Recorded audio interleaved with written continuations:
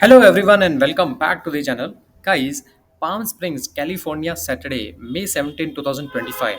Just before 11 a.m., a deep concave bone tore through the quiet of North Indian Canyon Drive, sending plate glass shards flying for blocks and rocking nearby Desert Regional Medical Center. In seconds, the American Reproductive Center's fertility clinic, a place devoted to creating life, was transformed into a blast zone. Smoke churned skyward, sirens converged. A city known for sunshine and inclusivity confronted a scene of war zone devastation. Today, we piece together exactly what happened, what investigators have learned, and why this single attack is already reshaping the national conversation about domestic terrorism and reproductive rights. Let's explore more details about the blast. Eyewitnesses felt an earth shaking jolt that many mistook for an earthquake. When Tim President sprinted from his art gallery 2 blocks away, he expected to see cracked asphalt. Instead, he found a flaming vehicle fused to the clinic's facade, insulation showing down like ash, and most haunting, a field of twisted metal and human remains radiating outward in a perfect, grim geometry. The shock wave blew out windows as far as 5 blocks.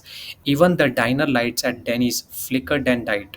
Within minutes, Palm Springs fire chief Paul labeled it as an intentional act of violence. Let's see the emergency response. First on scene, Palm Springs police secured the perimeter. Firefighters extinguished what was left of the car. Moments later, FBI joint terrorism agents, ATF bomb technicians, and a mobile evidence lab rolled in. Assistant Director Akil Davis revealed that the explosion's force registered on regional seismic monitors an indicator of high-yield explosives. He confirmed at least 4 injured and 1 fatality, the suspected bomber himself. That grim tally, like previously, further bloodshed, the clinic, ordinarily bustling with hopeful parents, happened to have no patients scheduled. So, guys, who was the victim turned suspect?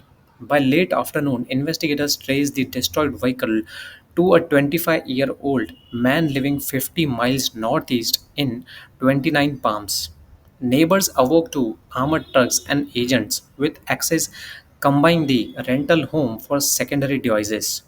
Channel 2 now cites an audio manifesto in which the man rails against being born without consent and rails against assisted fertility as quote playing God.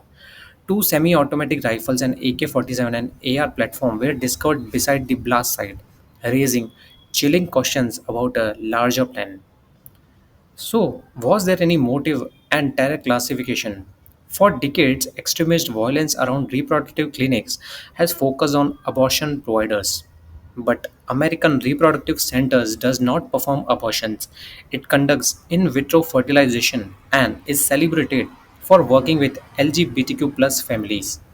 That fact shifts the ideological profile. FBI officials now frame the bombing as an intentional act of terrorism, a definition reserved for violence aimed at coercing or intimidating a civilian population. Whether motivated by anti LGBTQ hatred, anti natal philosophy, or personal grievance, the suspect's actions meet that threshold. So let's discuss the impact on the community.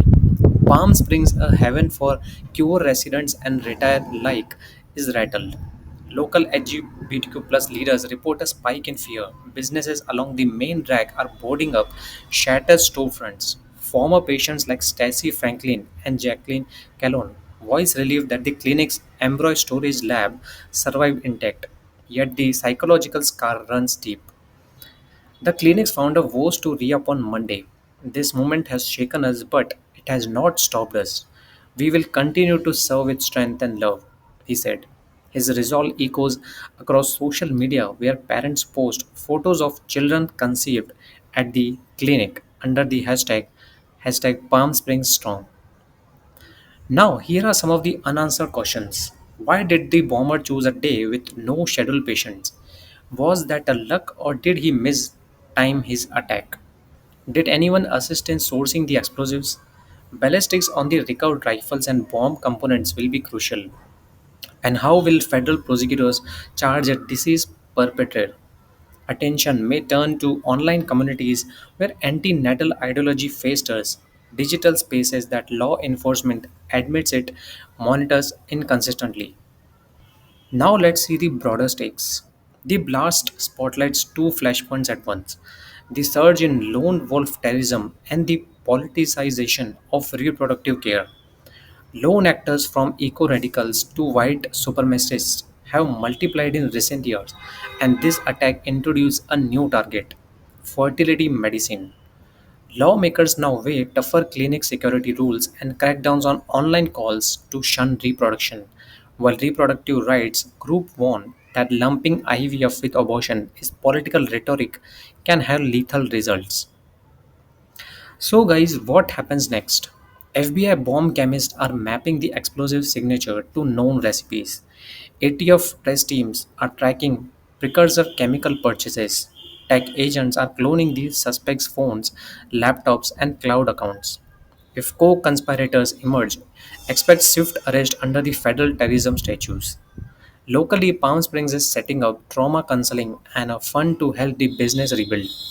And by Monday morning, doctors at American Reproductive Centers intend to work back through their better doors, power up incubators, and resume the delicate work of nurturing embryos, an act of quiet defiance against the fear.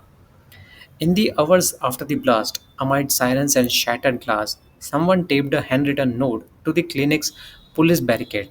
It read, "You tried to stop life, life will go on." That sentiment captures Palm Springs tonight. Grieving yet unbored, determined to reclaim a streets scarred by terror.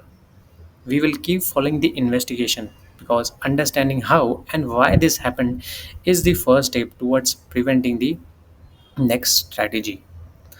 So, guys, for now, this is Lakhan Tanwani bringing you the story behind the headlines. Stay vigilant, stay compassionate, and as always, stay informed.